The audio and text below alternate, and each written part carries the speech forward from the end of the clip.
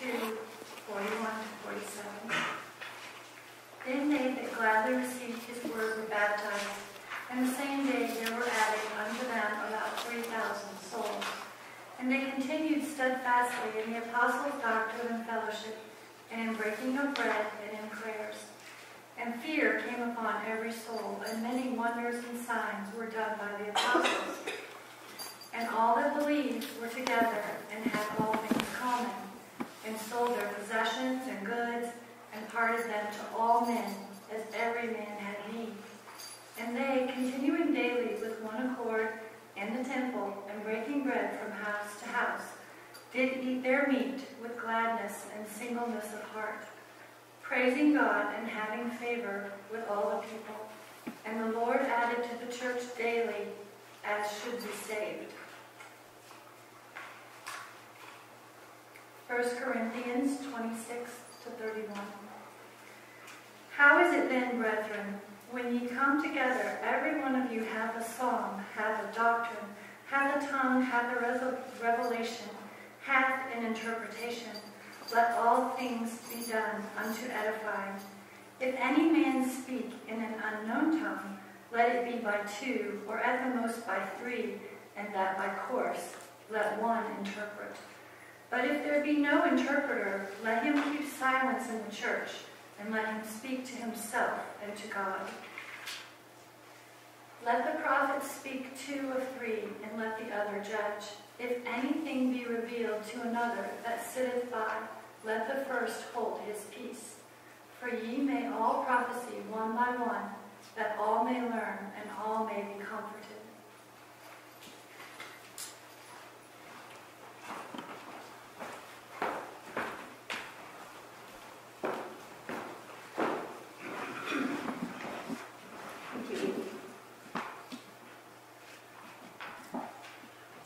I'm going to be looking at mostly this book of Acts in the month of May, and also some from Corinthians, as you just heard, and some from Timothy, 1 Timothy.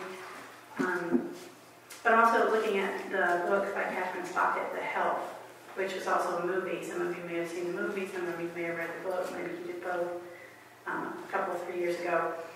And it's a glimpse into Southern life that is filled with class distinctions and racism, but also tells this profound story of just how important the help, which is the African American maids that work in the white families, how important they are to every facet of life for a Southern white family, particularly the children in the mid part of the last century. These African American girls and women were employed by middle and upper class white families, not just rich families. Actually, most middle class families had African American maids too. They didn't just dust and mop and do laundry. They also cooked all the family's meals and took care of the children, basically raised the children. One maid actually might stay with the family for generations, not just the current one, but the previous one and the one after. And the children often felt much closer to the maids than they did their own mothers. Mothers were often out doing charity work and other social activities, and some of them were working too, while children were at home being tended to by these kind and caring maids. And it was a really interesting dichotomy that's pointed out really well in The Help. The maids were treated very much like second-class citizens. They didn't sit at the family dinner table. They had to eat sometimes their meals on a back porch, or sometimes they had a little table to themselves and off in the kitchen. Sometimes they ate in the garages. They sometimes didn't have bathrooms in the home with the family. So very much second-class citizens. And yet they were such, at the same time, beloved members of this same family, particularly by the children, as I said, but really beloved by the whole family in many instances. Very interesting dichotomy. One story in The Help centers around Aileen, who's a maid trying to teach the little girl under her care, whose name is May Mobley. It's a great name, and it's such a great Southern name, May Mobley. And she's trying to install self-esteem in May Mobley because her mother either won't or can't seem to be able to do that. And she keeps reminding this little girl of her work by saying this phrase to her repeatedly and making her say it back. You is kind. You is smart. You is important. Their relationship is an endearing part of the book and also the film. And at one point, Mae Mobley says to Aibileen, "You're my real mama." And yet Aibileen, the real mama, is forced to use an outside bathroom because her family that she works for doesn't want her to give diseases to the white folks in the house. This month, we're also looking at this uprising that continues in the days following the crucifixion and resurrection of Jesus. There were these rumblings and yearnings of the first disciples and the first apostles, those who decided that they were going to keep the movement of Jesus alive and moving and growing. It would have been an amazing time to be in history. If you could go back to any time in history in the Christian church, this is where I would want to go, when those people are trying to decide how to keep the movement of Jesus alive when he's not walking around with them anymore. And they're an amazing bunch of people. I think the church is still standing today solely because of what these people did in those first post-resurrection days.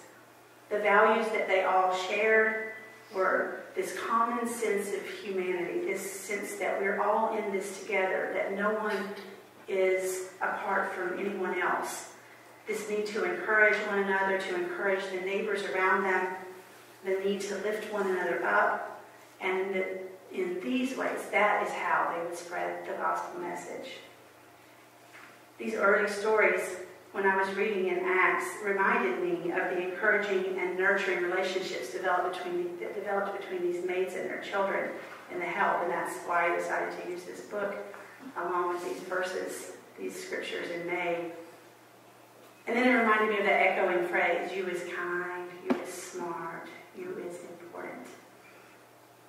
Today we focus on that encouragement, you is important.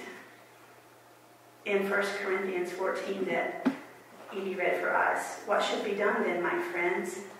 When you come together, each one has a hymn, a lesson, a revelation, a tongue, and interpretation. Let all things be done for building up." We hear in these words of Paul to the church that's getting established in Corinth that it takes a village to raise a church. That every person, every single person in that early community is important, and everything they each are choosing to do on behalf of the church is important.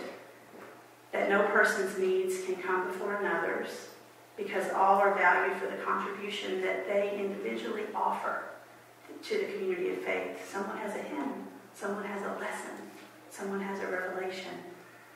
Each disciple is dependent on the other disciple. That's how the whole thing will actually work. I have to think, what if the early church had segregated one from another in the ways that the blacks were separated from the whites in the help, and actually, as you know, still are in much of society? What if they hadn't seen the value in helping each other, in each one helping the other one in any way they could? What if they hadn't seen the value in working for the good of the commonwealth rather than the advancement of one part of it? Paul's letter to the people of Corinth and this scripture in Acts 2 suggests that everyone did what was for the benefit of the entire community, not for their personal benefit, and that all assumed their roles gratefully. They highlight the strong desire of the early faith community to value the importance of the individual as it fits into the whole. The realization that every single person had this valued role and that each one of them depended on the gifts of the others to bring out their own. Each person did their fair share, but no one had a personal agenda. Every role, every job, everything they did individually was done for all. Acts tells us that the movement grew by the thousands in those early days. That's one of the first words that he says is 3,000 were saved that day. Can you imagine? The movement grew by the thousands. We haven't heard that about the Christian church in my lifetime. in yours? You have to wonder if that huge growth was because of this value that they all shared, this urgent need and desire to put one another first, to value the importance of the whole, and the realization that each person, no matter who or what they are, is important to the whole. May Mobley, in The Help, the little girl, her caregiver, maid Aileen, calls her baby girl. She feels at her best when she's around Aileen. When she's in her presence, she shines. When she's not around her, she's a little more forlorn and secluded. She feels encouraged by her maid's love for her, and she's encouraged by that phrase too. You is kind, you is smart, you is important. Aileen helps her to understand that even though she's just a tiny little girl, she's about 3, that it's important to value yourself.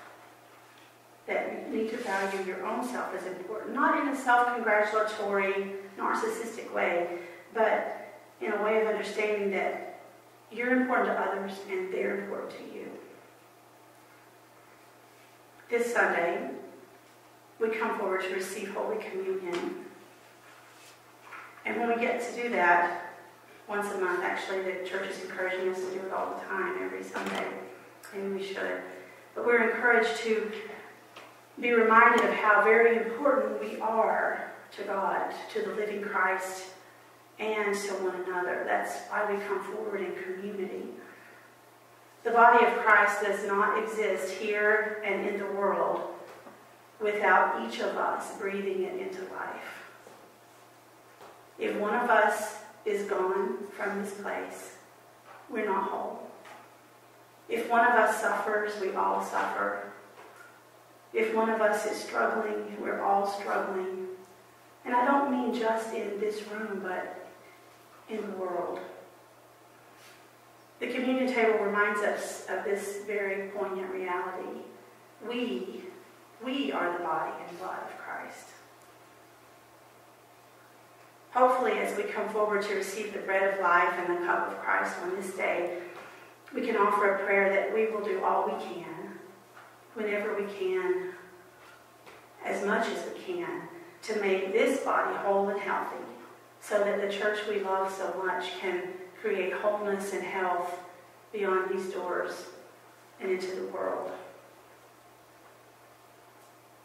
As you know, so much is not whole in our world. So many people feel oppressed and misunderstood and battered and just worn out. But we start here at this table in understanding our role in creating a new order in the world.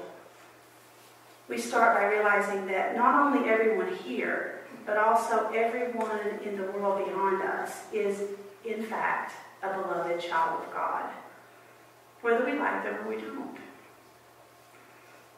And we all have these interdependent roles to play with each other in creating this beloved community, right? Capital B, capital C, beloved community that God aspires for us. That's what Acts, that church in Acts, is trying to build. And if they could look way out in the future, sometimes I wonder what they would think of what we are now. I don't know. Maybe they'd be fine with it. Maybe they wouldn't. But they were trying to create a beloved community, and God is trying to do that still with us today. The beloved community meaning creating a world in which no one is more deserving than another. No one is to be left out of the promise of the new creation. No one. A world in which those who riot in the streets and those who pray behind closed doors are all equally loved by the same Creator. And the knowledge and the tug at our heart that all also need to be equally loved by one another.